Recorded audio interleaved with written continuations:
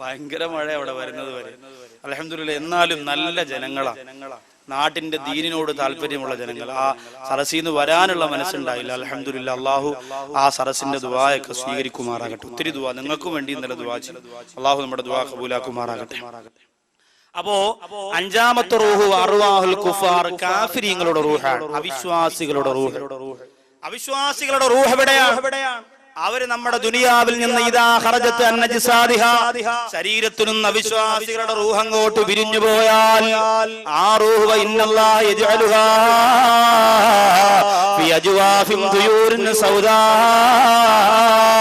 കറുത്ത പക്ഷികൾക്കുള്ളിലേക്ക് ആ റൂഹിനെ പടച്ചതമ്പുരാ മാറ്റുന്നതാണ്. എന്നിട്ടോ ആ റൂഹദാ നരകത്തിലേക്ക് കൊണ്ടുപോവുകയാണ്. വതുഅദ്ദിബു ബിഹാ, ആ നരകത്തിലിട്ടവരെ മാരകമായ രീതിയിൽ അള്ളാഹു അദാബ് കൊടുക്കുകയാണ്. അള്ളാഹു നമ്മെ കാത്തുരക്ഷിക്കുമാറാകട്ടെ. ഈ കാഫിരീങ്ങൾ എന്ന് പറയുമ്പോ നിങ്ങൾ വിചാരിക്കും ഈ ചക്കുവള്ളിയുടെ പരിസരത്തുള്ള ഭാർഗവനായിരിക്കും, ഗോമതിയായിരിക്കും, പ്രസന്നയായിരിക്കും. അല്ല പെങ്ങളെ, നിസ്കാരമില്ലാത്തവരാരെല്ലാമുണ്ടോ, നിസ്കാരമില്ലാത്തവരാരെല്ലാമുണ്ടോ അവരെ കുറിച്ചാണ് അല്ലാഹുവിന്റെ റസൂല് കാഫിർ എന്ന് പറഞ്ഞത്. നിസ്കാരമില്ലാത്തവരെ വിശ്വാസികളുടെയും അവിശ്വാസികളുടെയും വേർതിരിക്കുന്നത് അത് നിസ്കാരമാണ് എന്ന് അല്ലാഹുവിന്റെ ഹബീബ് പഠിപ്പിക്കുമ്പോ, എന്റെ പ്രിയപ്പെട്ടവരെ, നിസ്കാരത്തിൽ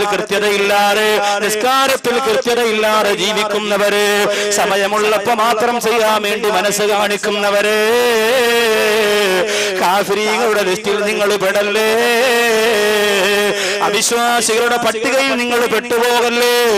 എന്നാൽ കുടുങ്ങി മോളെ, അല്ലാഹു നമ്മെ കാത്തുരക്ഷിക്കട്ടെ. സഹോദരിമാര് വാത് കേട്ട് നിസ്കാരം തുടങ്ങും. വാത് കേട്ട് നിസ്കാരം തുടങ്ങിയിട്ടോ അൽഹംദുലില്ലാഹ് നാളെ മുതൽ നിസ്കരിക്കണമെന്ന് തീരുമാനിച്ചു. എല്ലാ സ്ത്രീകൾക്കും ഒരു മാസത്തിൽ 6-7 ദിവസം ശരീരത്തിന് അശുദ്ധിയുണ്ടല്ലോ, ആ അശുദ്ധിയുടെ സമയം അവൾക്ക് നിസ്കാരം ഹറാമാണ്.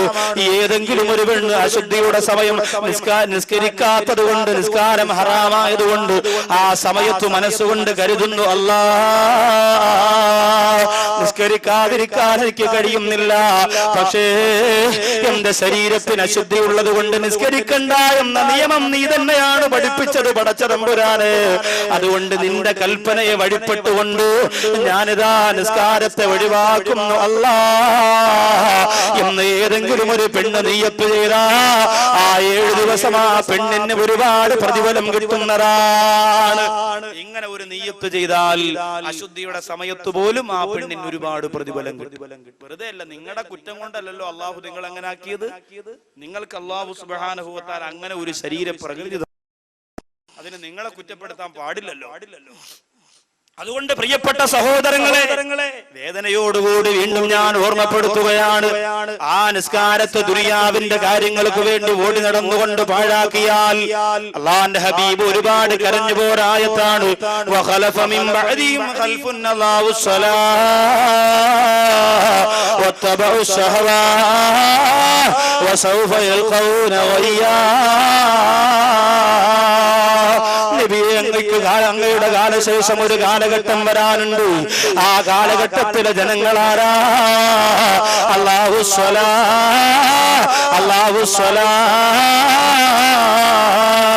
അവർ നിസ്കാരം പാഴാക്കി കളയുന്നവരാണ്, അവർ നിസ്കാരത്തെ ഒഴിവാക്കുന്നവരാണ്.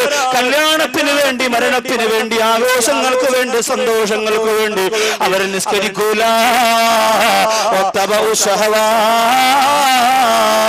അവരുടെ ശരീരം എന്ത് ആഗ്രഹിക്കുമോ ആ ശരീരത്തിന്റെ ആഗ്രഹത്തിന്റെ പിന്നാലെ പോകുന്നവരാണ്. അല്ലാഹു നമ്മെ കാത്തുരക്ഷിക്കട്ടെ. അതുകൊണ്ട് വിശ്വാസികളുടെ റൂഹാക്കി നമ്മൾ മാറ്റണം. മരണത്തിന്റെ സമയമാവട്ടെ ഉസ്താദേ എന്നിട്ട് മാറ്റാം എന്ന് പറഞ്ഞ് നിങ്ങൾ ആരും കരുതണ്ട. എപ്പോ മരിക്കുമെന്ന് നമുക്ക് പറയാൻ പറ്റുമോ? നിങ്ങളെല്ലാവരും ദുആ ചെയ്യണം. ദീനീ പ്രവർത്തകനായ തട്ടത്തുമലയിൽ വാഴോട് എന്ന് പറയുന്ന സ്ഥലത്ത് ഷാനവാസ് എന്ന് പറയുന്ന ഒരു സഹോദരനുണ്ട്. എന്റെ പ്രഭാഷണം കേട്ട് എന്റെ ഏറ്റവും നല്ല സുഹൃത്തായി മാറിയ ഒരു സഹോദരനാണ്. ആ സഹോദരന്റെ അനുജൻ ഇന്നലെ വൈകുന്നേരം നിലമയിൽ വെച്ചൊരു ബൈക്ക് ആക്സിഡന്റ് സംഭവിച്ചു. ഗോകുലം മെഡിക്കൽ കോളേജിൽ വളരെ അത്യാസന്ന നിലയിൽ കഴിയുകയാണ്. അള്ളാഹു ആ സഹോദരന് ആഫിയത്ത് പ്രദാനം ചെയ്യുമാറാകട്ടെ. എപ്പോ മരിക്കുമെന്ന് എന്റെ പ്രിയപ്പെട്ടവരെ നമുക്കാർക്കും പറയാൻ പറ്റും, ഒരാൾക്കും പറയാൻ കഴിയും. അതുകൊണ്ട് ഈ യാത്ര മരണമാണ് എന്ന് നമ്മൾ ചിന്തിച്ചുകൊണ്ട് വേണം ഇറങ്ങാൻ ഓരോരുത്തരും.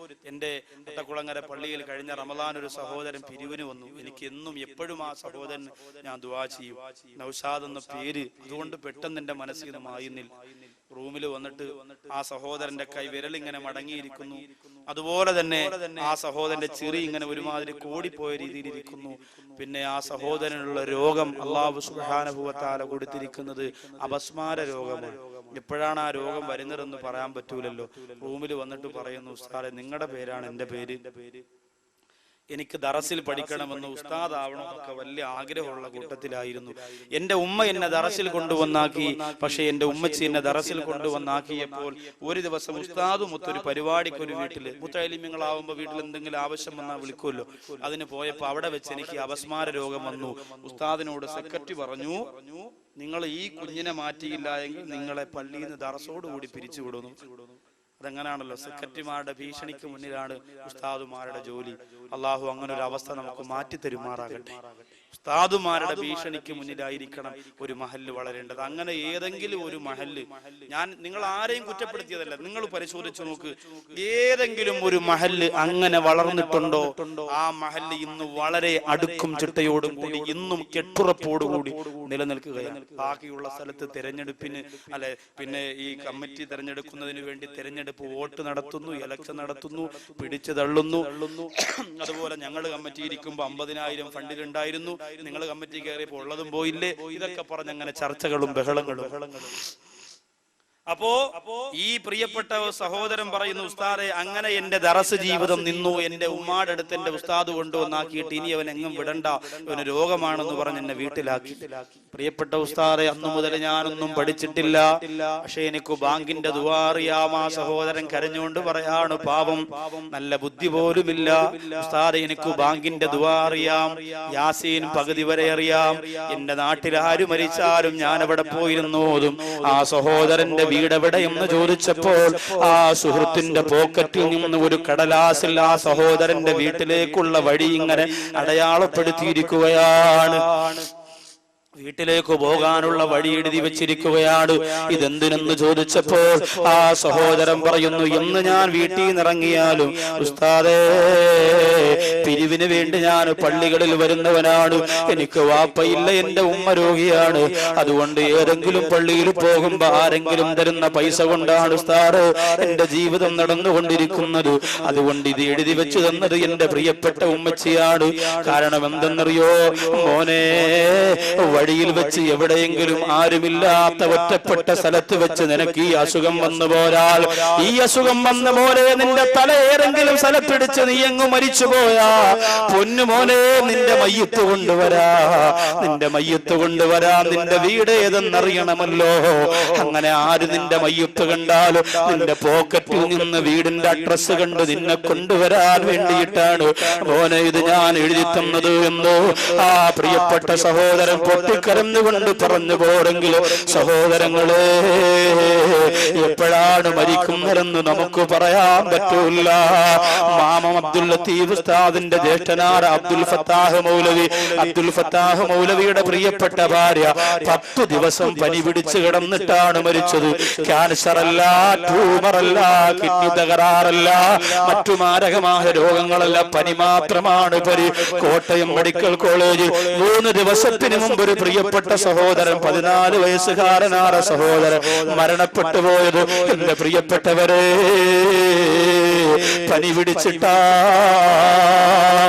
അതുകൊണ്ട് സഹോദരങ്ങളെ, നാളെ ആകട്ടെ, അടുത്ത റമളാനാകട്ടെ, നാളത്തെ വഅദ് കൂടി കഴിയട്ടെ, ഞാൻ നന്നാവാമെന്ന് തീരുമാനിക്കാറ്. ഈ രാത്രി അല്ലാഹു നിനക്ക് തന്ന രാത്രിയാണ്.